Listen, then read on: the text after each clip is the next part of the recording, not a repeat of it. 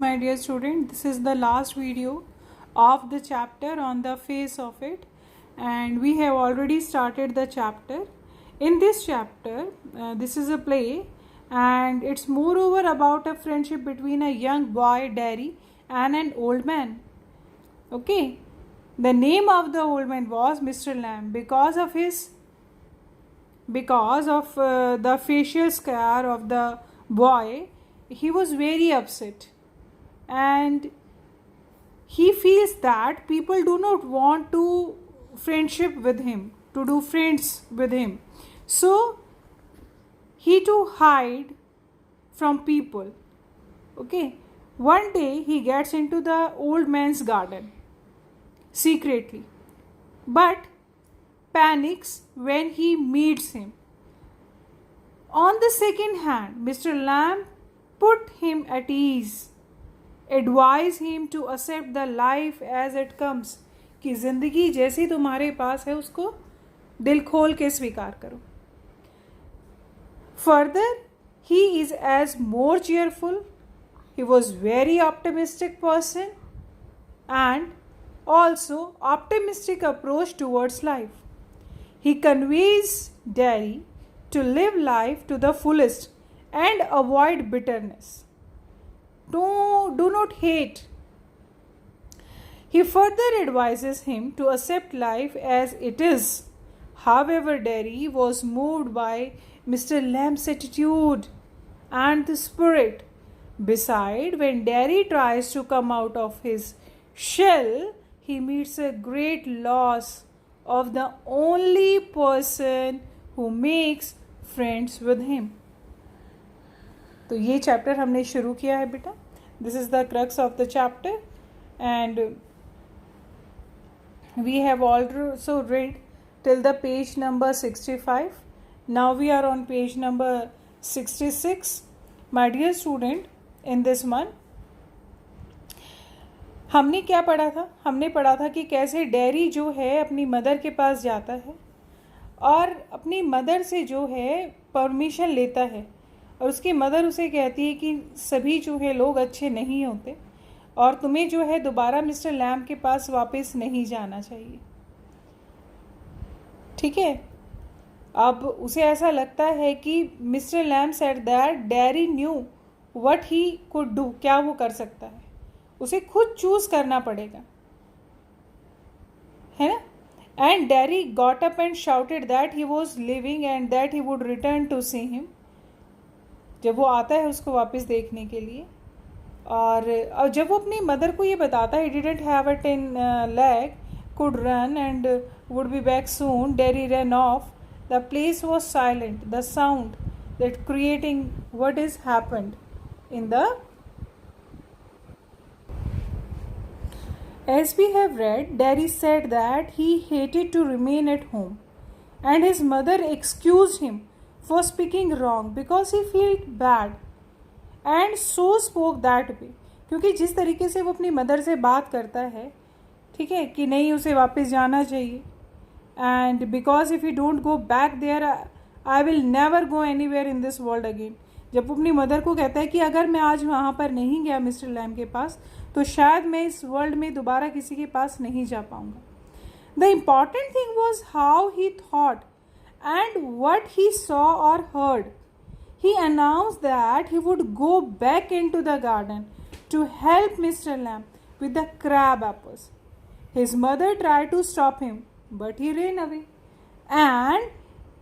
and shutting the door behind him. कैसे वो दरवाज़ा जो है तेज बंद करता है और भाग जाता है. अब जब वो गार्डन से जा रहा होता है मिस्टर लैम्ब के पास से, तो वहाँ पर भी मिस्टर लैम्ब जब उसको ये बोलते हैं कि जब वो चलता है वहाँ से, कि लोग ये मुझे कह के तो ज़रूर जाते हैं कि वो वापस आएंगे, पर वो मन ही मन में ही कहता है कि तुम भी वापस नहीं आओगे. पर डेरी जो है बेटा वो एक प्रॉमिस करता है. ओके, वो वापस आता है. सीन सेकंड स्टार्ट होता है. मिस्टर लैम्ब्स गार्डन का सीन है. Garden sound, the noise of the branch shifting, Apple thumping down, branch shifting again. Now Mr. Lamb steady. That's got it. That's it. More apple fall. कैसे जो है वहाँ पर Apple जो हैं वो गिरते हैं. Yes, this is the scene 3. ठीक है, सेकेंड सीन में वो अपने घर से आ जाता है. And the third scene is in the Mr Lamb's garden. There was the sound of branching. Mr Lamb was talking to himself while he was plucking the apples. Suddenly a harsh sound of cracking the wood was heard and the ladder fell on the ground. कैसे एकदम से किसी लकड़ी के टूटने की आवाज़ आती है और वो लैडर जो है, सीढ़ी जो है वो गिर जाती है. ओके, तो यहाँ पर देखो लिखा है बेटे, a creak, a crash, the ladder falls back, mister Lamb with it a thump, the branch swishes back. Okay, कैसे जो है, क्रिक माने होता है बेटे हार्श साउंड ऑफ वुड, और स्विश माने होता है हिसिंग साउंड, पैंटिंग माने होता है जब हाँफते हैं. तो वो सीढ़ी जो है बेटा गिर जाती है, लैडर गिर जाती है, मिस्टर लैम भी गिर जाते हैं साथ में. Derry open the gate, Derry gate को खोलता है. He was still breathing rapidly and declare to Mr Lamb that he had return, कि वो आ चुका है. बट अब मिस्टर लैम नहीं है, वो गिर के उनकी जो है डेथ हो गई है. He looked at him, found him laying on the ground. He went near him and tried to talk to him, but there was no reply at all. Derry kept on calling him by his name, Mr Lamb. और Mr Lamb बोलता है कि आप क्या कर रहे हैं, जब उस घास में उनको पड़ा हुआ देखता है और कहता है, देखो लैमी लैम, मैं आ चुका हूँ, मैं आ गया हूँ. ठीक है, but Mr Lamb was no more. Derry kept on calling his name and suddenly started crying. He did so because he realized that Mr. Lamb was dead. Yes, my dear student, this is the end of the chapter. As you know, this is the very motivational story. Okay, it's a very motivational play.